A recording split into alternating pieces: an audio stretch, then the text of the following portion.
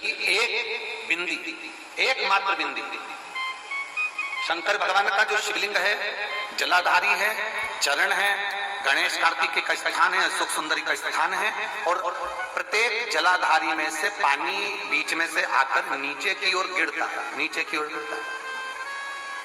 आप लोगों के स्मरण में हमने पहले भी बताया कि राइट में किसका स्थान है? गणेश जी का, लेफ्ट में कार्तिक के, बीच में अशोक सुंदरी। ये क्या है? पार्वती जी का हस्त कमल, शिवलिंग, और ऊपर से जो जल एक एक बूंद शंकर जी के शिवलिंग पर गिर रहा है वो शंकर जी की 5 लड़कियां, जया, विषहरा, शामलीवारी, गौतली और देव, शंकर जी की 5 लड़कियों एक एक बूंद पानी शिव जी पर गिरा रहा है। जहां जल नीचे गिरता है उस स्थान से जहां तक जल बहकर जा रहा है उस स्थान तक 33 कोटि देवताओं का स्थान, 33 कोटि देवताओं का स्थान। अब जहां पानी आया, जहां नीचे गिरा, उसके बीच में जो स्थान होता है, आप लोगों ने देखा है कि नहीं देखा? जिनने देखा है जरा हाथ उठाओ।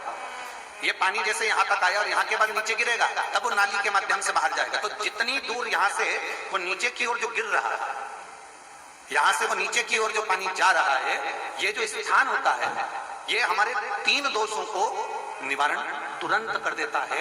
एक हमारा पितृ दोष, एक हमारा कालसर्प दोष और एक हमारा वास्तु दोष का निवारण ये तुरंत कर। और ये तो हमने केवल आपको शिव महापुराण के माध्यम से बताया कि ये 3 दोष का निवारण कर देता है, पर यदि कभी आप ध्यान से लिंग पुराण को पढ़ेंगे,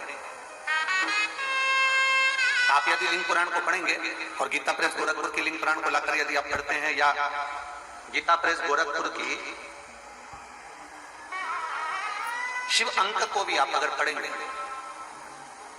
उसका नंबर हमारे स्मरण में नहीं आ रहा है, उसका नंबर हमारे स्मरण में नहीं आ रहा है। शिव अंक को भी अगर पढ़ेंगे तो उसमें भी आपको वर्णन मिलेगा कि हम तो केवल 3 दोष का बता रहे हैं, पर हमारे शास्त्र तो यहाँ पर और भी दोषों का वर्णन कर रहे हैं। जैसे किसी ने बता दिया आपको शनि का दोष है, किसी ने बता दिया मंगल का दोष है, किसी ने बता दिया आपको केतु का दोष है, किसी ने बता दिया आपको राहु का दोष है, किसी ने आपको कह दिया कि बृहस्पति का दोष है, किसी ने कह दिया आपको ये वाला दोष है। दुनिया के जितने दोष, पीपल के वृक्ष के झड़ता हुआ जल की एक बूंद का स्पर्श, भले वो सूख गई हो, उसका एक स्पर्श मात्र जहां पानी नीचे की ओर गिर रहा है, उतनी परिधि, उतनी जगह के बीच में जहां से पानी गिरता है, बस उस स्थान पर अगर वो उंगली अपना नाम और गोत्र का स्मरण कर भी लगा दी जाए और एक लोटा जल चढ़ा दिया जाए, तो ये जितने दुनिया के दोष है वो अपने आप समाप्त हो ही जाते हैं। शंकर की बोल बम का नारा है।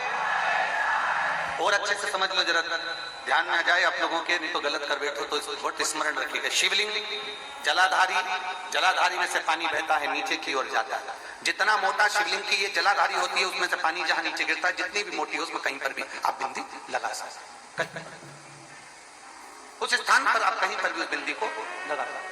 कोई कह दे तुमको कि तुम्हारा मंगल गड़बड़ है, कोई कह दे तुमको तुम्हारा राहु गड़बड़ है, कोई कह दे तुमको तुम्हारा केतु गड़बड़ है, कोई तुमसे कह दे तुम्हारा बृहस्पति गड़बड़ है, तो समझ लेना कि हमारे ग्रह की दशा को सुधारने के लिए ये जो स्थान है, बस उस स्थान पर एक बिंदु बहुत। अब आज के जमाने में